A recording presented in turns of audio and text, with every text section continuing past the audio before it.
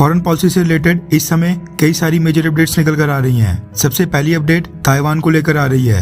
दरअसल ताइवान पिछले कुछ सालों से वर्ल्ड हेल्थ ऑर्गेनाइजेशन को ज्वाइन करने की लगातार कोशिशें कर रहा था और कोविड-19 पैंडेमिक के बाद उसकी ये कोशिशें काफी तेज हो गई हैं। इस साल वर्ल्ड हेल्थ असेंबली की शुरुआत के समय दुनिया के 13 देशों ने ताइवान को WHO का सदस्य बनाने की मांग की थी, लेकिन अब खबर निकल कर आ रही है कि उनकी ये मांग इस साल फिर से रिजेक्ट कर दी गई है और ताइवान को WHO का मेंबर बनाए जाने का विषय इस साल के एजेंडा से एक बार फिर बाहर कर दिया गया है। हालांकि ये डिसीजन किसी वोटिंग प्रक्रिया नहीं बल्कि वर्ल्ड हेल्थ असेंबली की क्लोज डोर मीटिंग में लिया गया था, इसलिए ये नहीं पता चल सकता है कि भारत या फिर कौन से देश ने ताइवान के पक्ष में वोट किया या फिर ताइवान के खिलाफ बोला।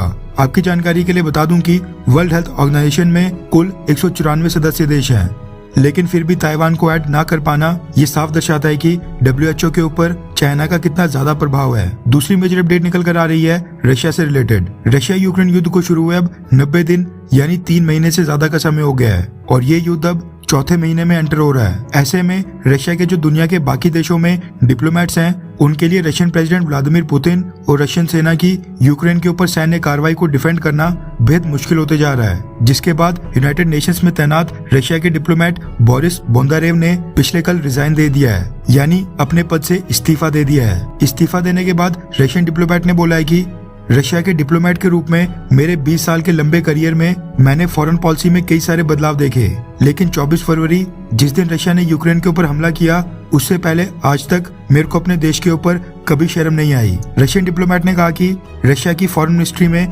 झूठ का स्तर और भी ज्यादा बढ़ते जा रहा है। रशियन विदेश मंत्री सर्गेई लावरोव के ऊपर आरोप लगाते हुए बोला कि उन्होंने सब बर्बाद कर दिया है, वो बस वेस्ट के देशों को न्यूक्लियर धमकियां देता रहता है और अब उसको रशिया के ऊपर शर्म आ रही है।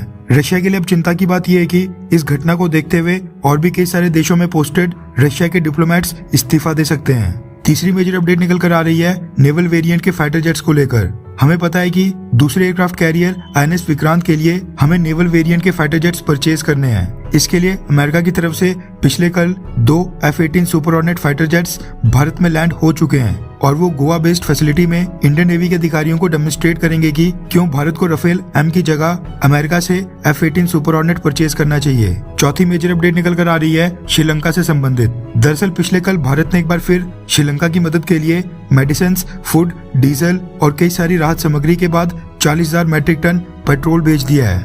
पिछले महीने 40,000 मैट्रिक टन डीजल भी भेजा गया था। अब भारत में भी कई आवाजें ऐसी उठ रही हैं जिनका मानना है कि श्रीलंका की ज्यादा मदद नहीं करनी चाहिए, क्योंकि इकोनॉमिक क्राइसिस से निकलने के बाद श्रीलंका फिर से चाइना की गोद में जाकर बैठ जाएगा। वैसे आपको क्या लगता है कि क्या श्रीलंका की मदद करनी चाहिए, हाँ या फिर ना? नीचे कमेंट करके बताएं। पांचवी और मेन अपडेट निकल कर आ रही है राफेल फाइटर जेट्स को लेकर। दरअसल फ्रांस से खबर निकल कर आ रही है कि पिछले कल फ्रेंच एयरफोर्स के 2 राफेल फाइटर जेट्स एक एयर शो के दौरान आपस में टकरा गए थे। खुशी की बात यह रही कि एक राफेल फाइटर जेट की टेल फिन डैमेज होकर अलग होने के बाद भी दोनों फाइटर जेट्स आसानी से लैंड कर पाए और हादसे में किसी की भी जान नहीं गई। शुरुआती जांच में पता चला है कि ये mid air collision human error यानी पायलट एरर के कारण हुआ है, लेकिन ऑफिशियल इन्वेस्टिगेशन अभी भी कंप्लीट नहीं हुई है और फाइनल रिपोर्ट आना बाकी है। INS विक्रांत जो भारत का दूसरा एयरक्राफ्ट कैरियर है, वैसे उसके लिए हमें कौन सा फाइटर जेट परचेज करना चाहिए, अमेरिका से F-18 या फिर फ्रांस का राफेल फाइटर जेट?